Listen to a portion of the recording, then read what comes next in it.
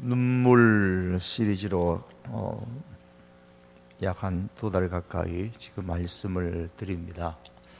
올해 마지막 다음 주 금요일까지 마치려고 합니다. 그래서 오늘 초대받지 못한 여인의 눈물이라는 제목을 가지고 오늘 본문을 중심으로 말씀을 생각하려고 합니다.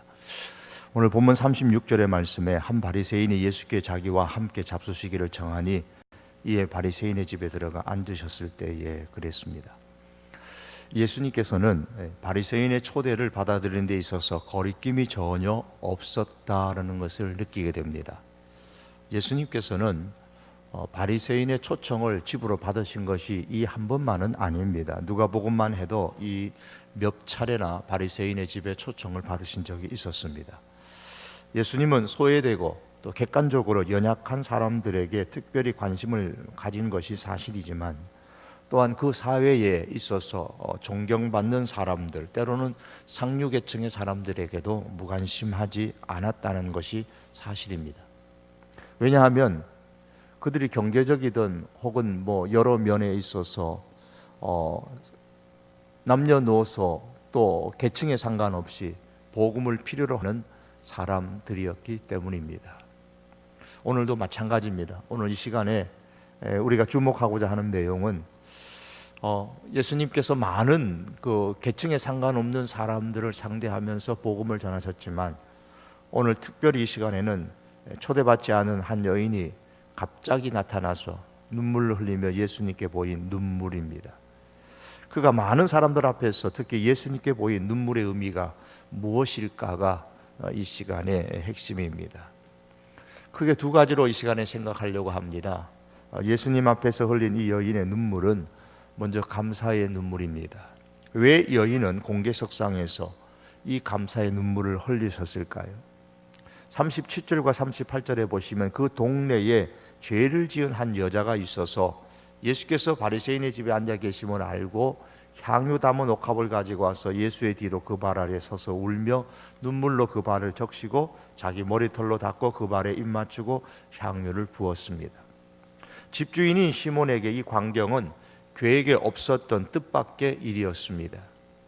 시몬은 동네 사람들이 다 죄인이라고 지목하는 이 여인이 자기 집에 나타난 것에 대하여 자기가 벌인 그 멋진 그 식사 자리에서 이 여인이 나타났다는 것 자체에 대해서 마음에 화가 났습니다. 여인의 뜻밖의 행동을 또한 전혀 개의치 않으시고 그대로 지켜보고 계시는 예수님에 대해서도 마음에 불편함이 있었습니다. 39절에 보면 예수를 청한 바리새인이 그것을 보고 마음에 이르되 이 사람이 만일 선지자라면 자기를 만지는 이 여자가 누구며 어떠한 자고 죄인인 줄을 알았으리라고 했습니다. 이때 예수님께서 시몬에게 한 가지 비유, 즉 빚진 자의 탕감에 대한 비유를 해주셨습니다. 이 내용이 40절 이하의 내용이죠. 한 사람에게 500데나리온 또 한 사람에게는 50데나리온의 돈을 빌려 주었습니다. 우리나라 돈으로 하면 몇 천만 원 혹은 몇 백만 원 정도가 될 겁니다. 돈을 빌린 사람들은 자기들의 필요에 따라서 유용하게 사용했습니다. 그러나 갚을 날짜가 되어도 갚지를 못했습니다. 돈을 빌려준 사람이 두 사람을 불렀습니다. 왜 돈을 갚지 않느냐? 빌린 돈을 갚으라. 하지만 이 채무자는 돈을 갚을 능력이 없었습니다. 채무자는 저들의 노력으로 돈을 갚기에는 역부족이었습니다. 채권자는 두 채무자가 돈을 갚을 능력이 없는 것을 보고서 전액을 탕감시켜 주었습니다. 갚지 않아도 된다. 여기까지 말씀하신 예수님께서 시몬에게 묻습니다. 이 두 사람 중에 누가 그를, 즉 채권자를 더 사랑하겠느냐? 시몬은 당연하다는 듯이 대답합니다. 43절에서 많이 탕감을 받은 사람입니다. 예수님은 이 시몬의 대답이 옳다고 인정하시면서 이제 이 이야기를 영적 교훈으로 이끌어 가셨습니다. 그리고 결론적으로 이렇게 말씀합니다.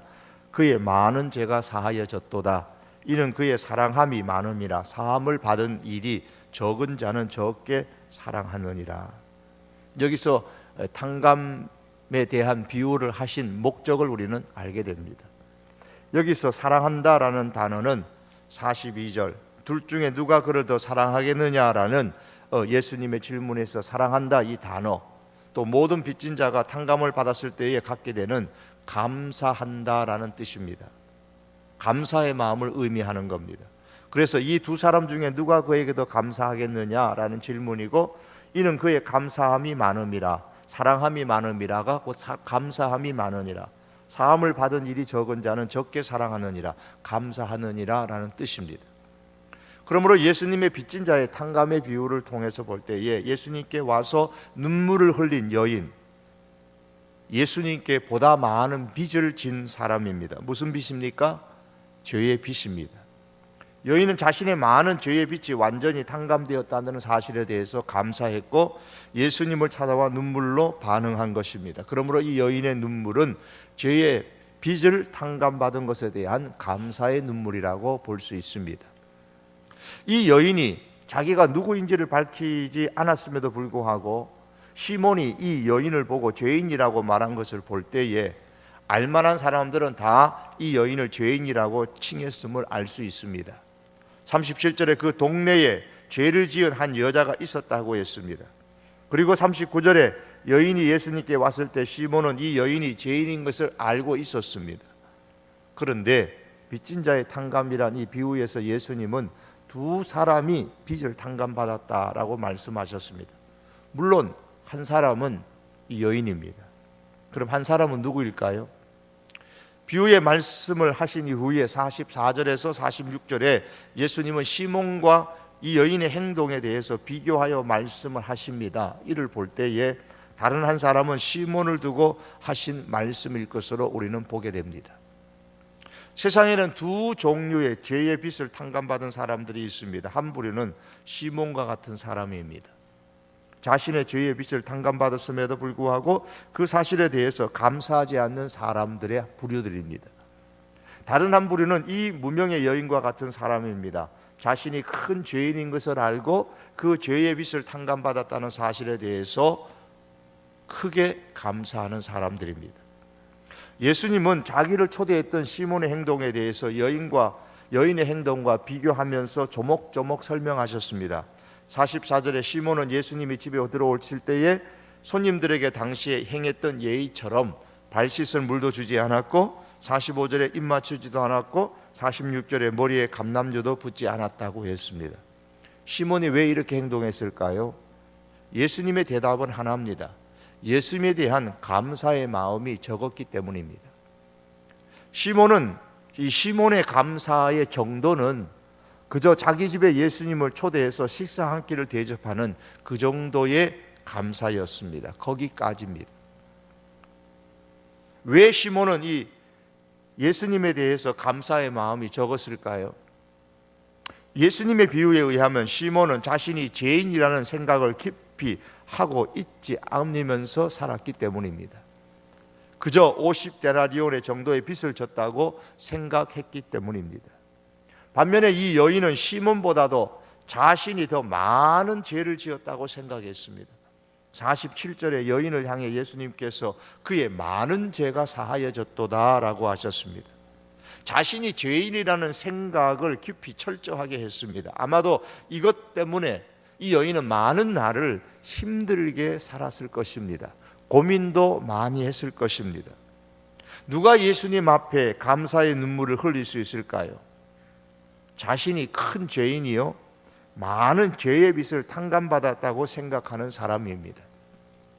교회를 다니는 사람이면 이 죄라는 단어를 세상의 그 어떤 사람들보다도 많이 듣는 부류에 속합니다.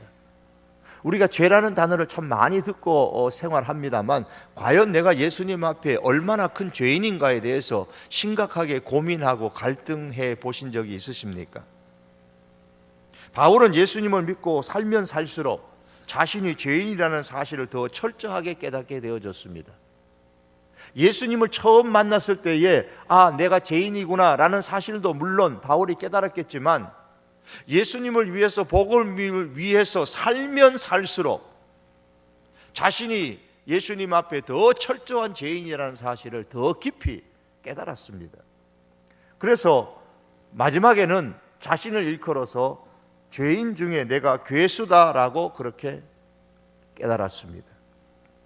이 여인은 남들보다 자신이 더 많은 죄의 빚을 지고 살고 있다는 것 알고 있었습니다. 그렇기 때문에 자신의 죄된 삶에서 벗어나고 싶을 때도 많이 있었을 겁니다. 몇 번이나 그런 삶에서 벗어나려고 발부둥 쳤을는지도 모릅니다. 하지만 그때마다 이 여인은 자기 힘으로, 자기의 노력으로는 자신의 죄와 죄인의 삶을 떨쳐버릴 수 없다는 이 현실의 벽 앞에서 주저앉아 많은 눈물을 흘렸을 겁니다. 오늘 본문이 기록하고 있지는 않지만 그러던 어느 날 이 여인이 예수님을 만났습니다. 그리고 예수님의 말씀을 들었습니다. 그래, 이분이시다. 예수님을 만남으로 죄의 문제가 해결되었습니다. 죄의식에서 벗어났습니다. 죄 용서받음의 기쁨이 그 여인에게 있었습니다. 끈질기게 따라다녔던 이 죄에 대한 내적인 부담감이 사라졌습니다. 이로 인해서 그의 마음에는 감사가 넘쳤습니다. 죄인임을 인정하는 강도가 컸던 것만큼 죄 사함에 대한 감사도 컸습니다. 그렇기 때문에 예수님께서 시몬의 집에 오셨다는 소문을 듣고 가만히 앉아 있을 수가 없어서 초대받지 않았음에도 불구하고 시몬의 집으로 들어와서 예수님의 발 앞에서 눈물을 흘리고 머리카락으로 예수님의 발을 닦았던 겁니다. 당시에는 유대의 도로가 포장되어 있지 않아서 샌들을 신은 그들의 발은 항상 먼지가 많이 묻어 있었기 때문에 손님을 초대한 손님이 왔을 때에 차가운 물을 손님의 발에 부어 깨끗하게 하고 한편으로는 손님의 마음을 편안하게 해주는 것이 당시의 예법이었습니다. 이런 배경으로 볼 때에 눈물로 예수님의 발을 씻어 주었다라는 것은 이 여인이 예수님을 자기의 집이 아니라 자기의 삶으로 초대하는 행동입니다. 시몬은 예수님을 자기의 집으로 초대해서 한 끼의 식사를 대접했지만 이 여인은 죄사함에 대한 감사가 커서 예수님을 자기의 삶으로 초대했습니다. 예수님은 이 여인의 감사의 초대에 눈물을 받으셨습니다. 그리고 이 여인의 삶으로의 초대에 응하셨습니다. 48절에서 예수님은 눈물로 예수님의 발을 씻긴 이 여인을 향해서 말씀하시기를 이에 여자에게 이르시되 내 죄사함을 받았느니라고 했습니다. 물론 여인은 이미 죄사함의 은혜를 받았습니다. 이 자리에 오기 전에 받았습니다. 그러나 많은 사람들 앞에서 죄사함의 은혜를 받았다는 사실을 다시 알리는 것이 필요했습니다. 왜냐하면 동네 사람들은 이 여인을 여전히 죄인으로 생각하고 있었기 때문입니다. 그래서 예수님은 이미 죄사함의 은혜를 주셨음에도 불구하고 또다시 많은 사람들이 다 들을 수 있는 목소리로 내 죄사함을 받았느니라라고 공포하신 것입니다. 그리고 이어서 50절에서 말씀하십니다. 예수께서 여자에게 이르시되 내 믿음이 너를 구원하였으니 평안히 가라 하시니라.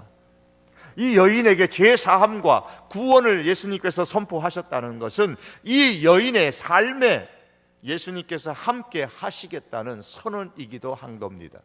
이제 너가 나를 너의 삶에 초대했으니 이제 내가 너의 그 초대에 응하겠다라는 말씀입니다.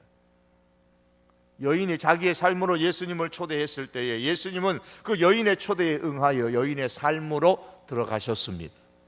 이 모든 일들이 여인이 흘린 감사의 눈물로 인하여 생겨났습니다. 사랑하는 성도 여러분, 누가 감사의 눈물을 흘릴 수 있을까요? 누가 더 많은 감사를 표현할 수 있습니까? 500데나리온의 많은 죄가 자신에게 있음을 깨달은 사람입니다. 그 많은 죄의 빚을 다 탕감해 주셨다는 사실을 깨달은 사람입니다. 그 사람이 감사의 눈물을 흘릴 수가 있습니다. 더 큰 감사의 눈물을 흘릴 수가 있습니다. 시몬은 단지 예수님을 집으로 초대하여서 한 끼의 식사를 대접하는 정도의 감사라면 여인은 눈물로 씻고 머리카락으로 닦고 향유를 부음으로써 예수님을 자기의 인생으로 초대하여 자신의 삶을 드리는 감사였습니다. 한 끼의 감사의 대접과 자기의 삶을 주님께 드리는 감사의 초대는 격이 다릅니다. 물건에도 명품이 있는 것처럼 감사에도 이렇게 격이 있습니다. 시몬의 감사와 여인의 감사는 그 격이 완전히 다릅니다. 시몬도 예수님에 대한 남다른 감사가 있었기 때문에 자기 집으로 식사 초대를 한 것이 아니겠습니까? 그러나 그의 감사는 여인과는 달랐습니다.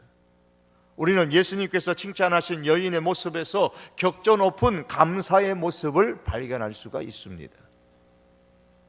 왜 이 여인은 죄인이라는 손가락질을 당할 것을 뻔히 알면서도 많은 사람들이 모인 바리새인의 집에 나타났을까요? 더 큰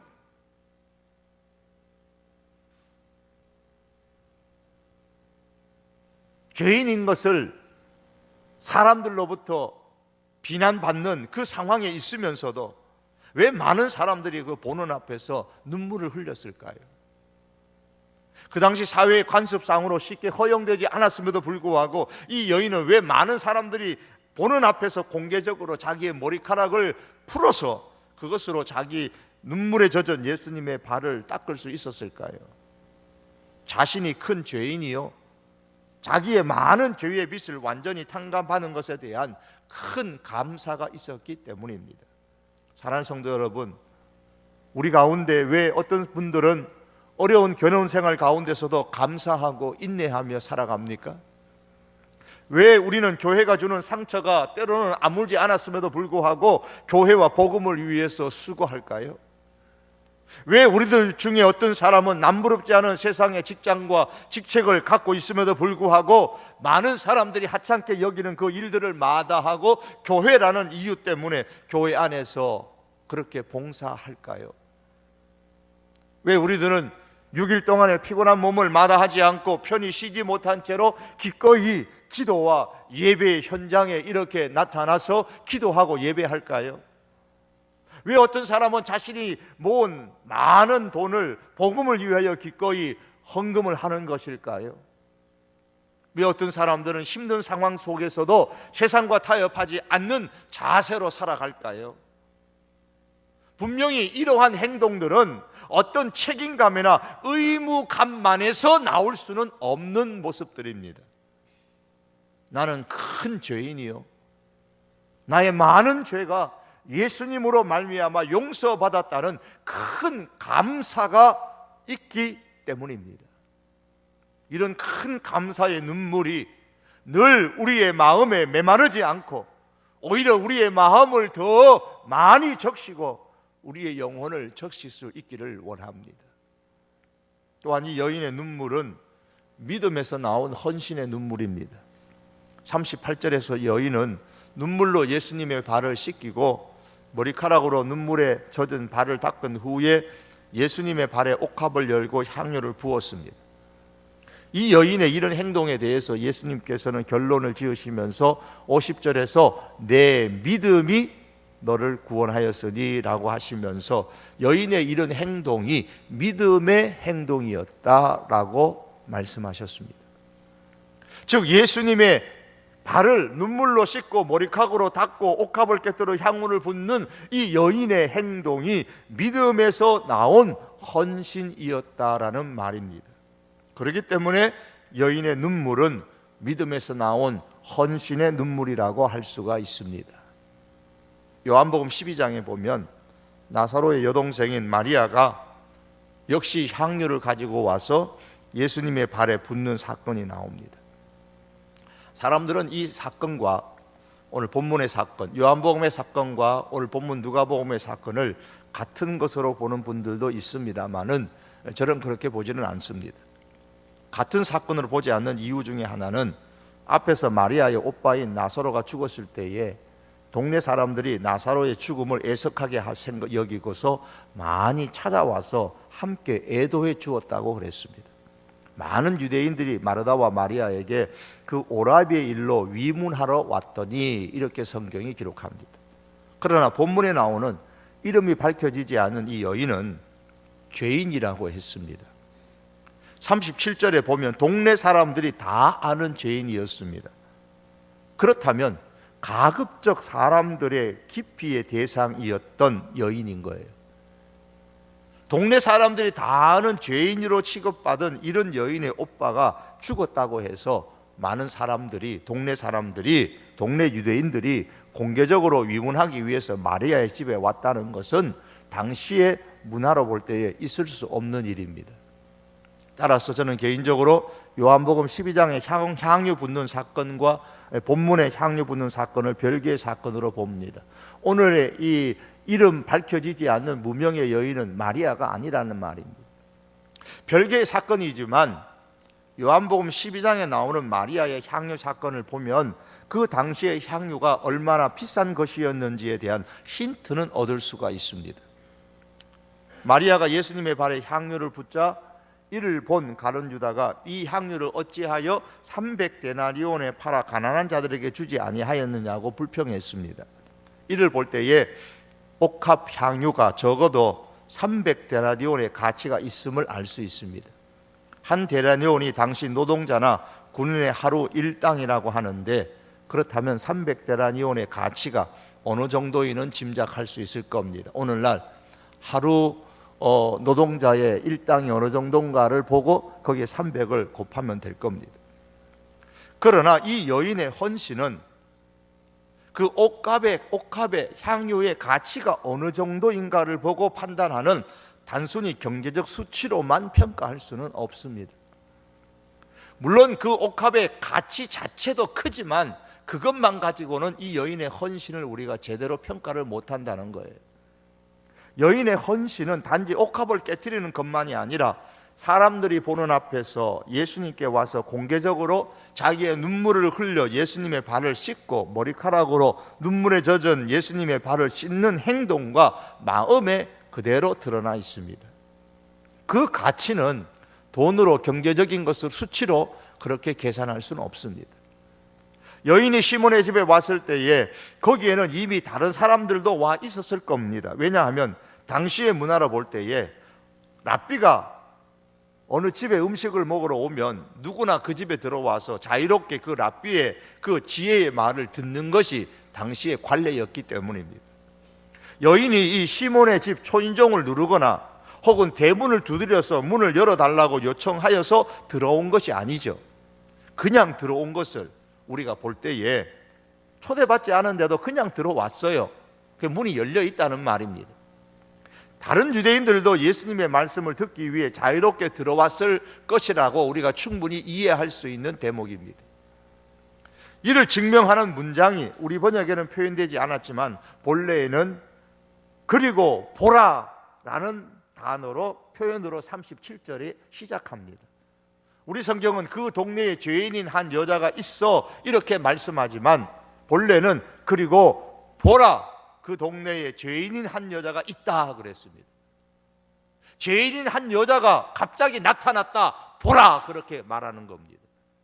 갑자기 초대하지 않은, 그것도 당시 죄인으로 멸시받던 여인이 갑자기 들어오는 것을 보고 보라 이렇게 표현한 거예요. 이런 것으로 볼 때에 아마도 이 지금 시몬의 집에는 많은 또 다른 유대인들이 함께 동석했음을 우리가 충분히 짐작할 수 있습니다. 하지만 이 여인은 시몬을 비롯한 다른 사람들을 주목하지 않았습니다. 다른 사람이 자기를 향해서 뭐라고 하든 어떤 시선을 보내든 상관이 없었습니다. 오직 이 여인은 예수님만 보였습니다. 아니, 예수님만 봤습니다. 여인이 시몬의 집에 왔을 때에 시몬은 이 여인을 죄인이라고 했습니다. 어찌 시몬만 그랬겠습니까? 동네가 다 아는 죄인인 여자인데 어찌 시몬만 그런 마음을 가졌겠습니까? 따라서 사람들이 자기를 바라보는 그 경멸의 눈초리, 멸시의 눈초리를 이 여인이 어찌 몰랐겠습니까?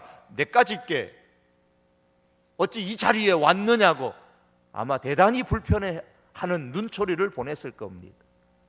하지만 여인은 오직 주님, 예수님만 바라보고 예수님 한 분 때문에 향료가 든 옥합을 가지고 예수님 뒤로 와서 그 발에 눈물을 흘리고 머리카락으로 발을 닦고 옥합을 깨뜨려 향유를 부었습니다.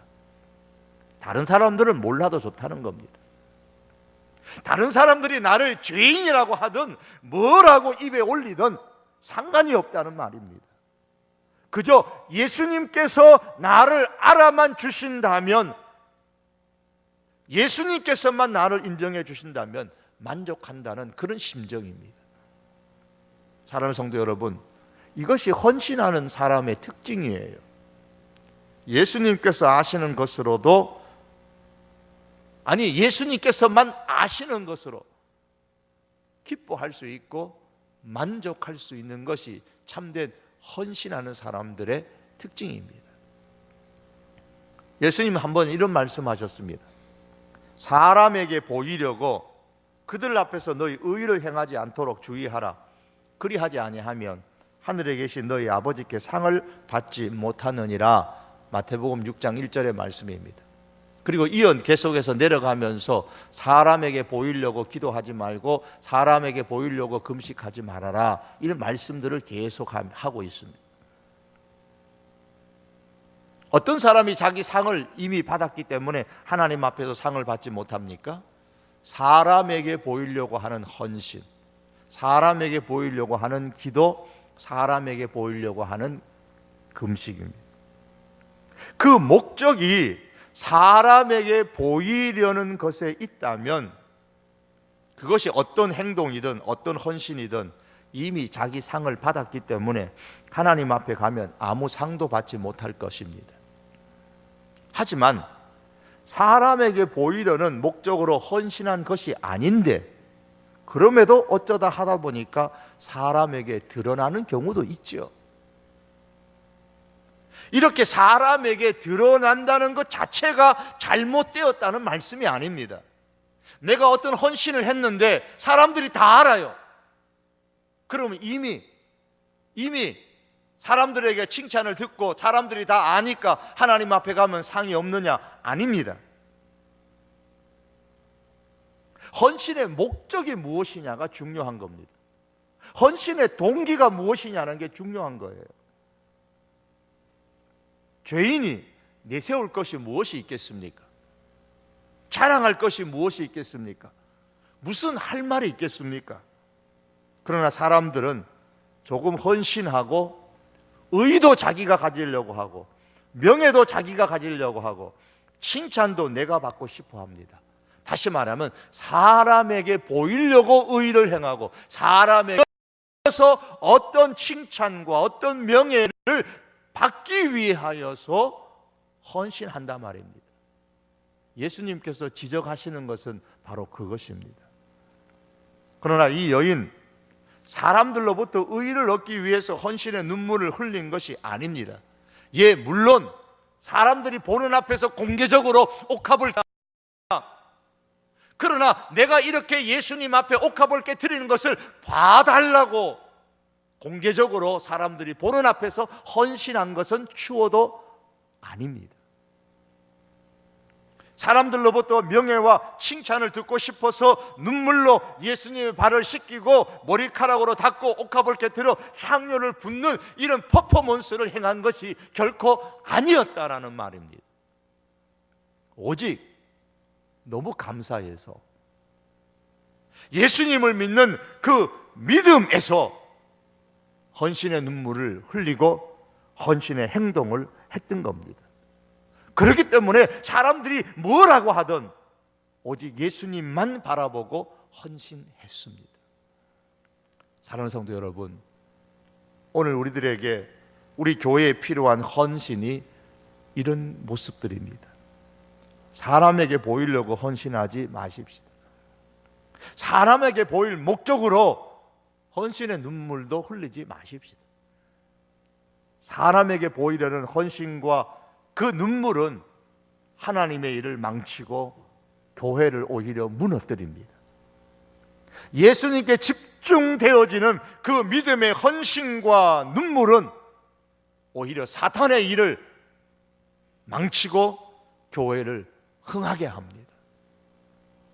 그러므로 오직 죄 사함의 은혜에 감사하여서 내가 죄인임에도 불구하고 나를 불러주신 그 은혜가 너무 커서 감사하고 눈물을 흘리고 이 때문에 오직 예수님만 바라보고 믿음의 헌신의 눈물을 이 성도 교회 구석구석마다 흘릴 수 있는 저와 여러분들, 우리들이 될 수 있기를 주님의 이름으로 축복합니다.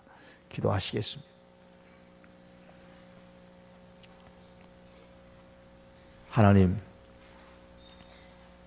사람 앞에 보이려고 의를 행하고 사람 앞에 보이려고 감사하고 사람에게 보이려고 헌신하는 사람들이 많은 시대입니다. 예수님께서는 이와 같은 사람들을 향하여 화 있을진저 외식하는 자들아 라고 책망하셨습니다. 내가 죄인이고 내 죄가 너무 커서 죄인이 무엇을 자랑하며 죄인이 무슨 할 말이 있어서 오직 이 죄 사함을 주신 그 예수님의 은혜가 너무 크고 감격스럽기에 하나님 평생토록 우리 하나님 앞에 감사하고 또 감사하고 그럼에도 부족함을 느끼며 또 감사하며 이 감사의 눈물로 살아가는 저희들 되기를 주여 원합니다.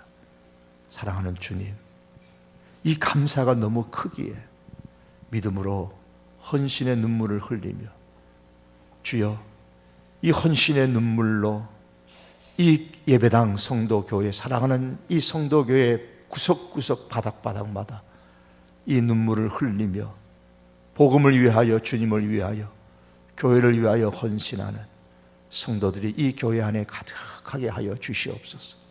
주님, 이미 이 믿음의 헌신의 눈물을 감격으로 감사함으로 흘리는 많은 성도들이 있기에 여기까지 성도교회가 왔습니다. 남들이 알아주지 못해도 감사의 눈물로 헌신의 눈물로 늘 주님 앞에 충성하는 이름 모르는 사랑하는 많은 성도들 주님 기억하여 주시옵소서. 주님의 선한 그 일에 낙심하지 않게 하시고 날마다 때를 따라 하나님께서 이 무명의 여인에게 칭찬하시고 이 무명의 여인에게 가까이 오셨던 것처럼 주여 이렇게 헌신의 눈물로 감사의 눈물로 주님 앞에 다가가는 우리 성도교회에 알지 못하는 그 모든 성도들을 심령의 삶에 주님 찾아가 주셔서 때로는 위로하여 주시고 때로는 용기를 허락하여 주시고 때로는 주님의 크신 복으로 가득가득 채워 주시옵소서. 하나님, 이분들이 하나님 앞에 간절히 눈물로 기도할 때마다 하나님께서 기억하시고 응답하여 주시옵소서. 더 큰 감사로 더 큰 헌신으로 하나님 앞에 눈물로 나아갈 수 있는 모든 환경도 하나님께서 만들어 축복해 주시옵소서. 이 밤에 간구하는 우리의 간구함에 주님 응답하실 줄 믿사옵고 예수님의 이름으로 기도하옵나이다. 아멘.